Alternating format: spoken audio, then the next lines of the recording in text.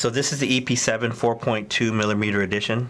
The 4.2 makes this machine great for color packing and bold lining. When you get the EP7, you get an extra battery, you get a change in grip, you get an RCA adapter which allows you to use line power, and then you also get this RCA plug.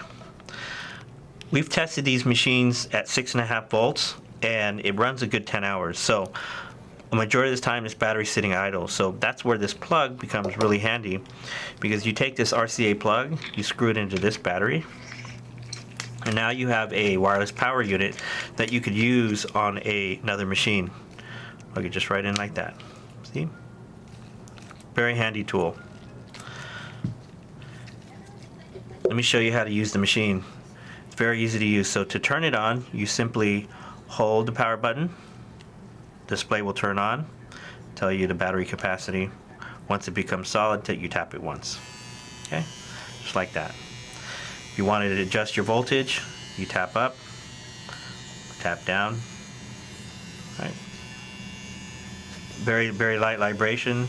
Really comfortable to hold. Really light machine too.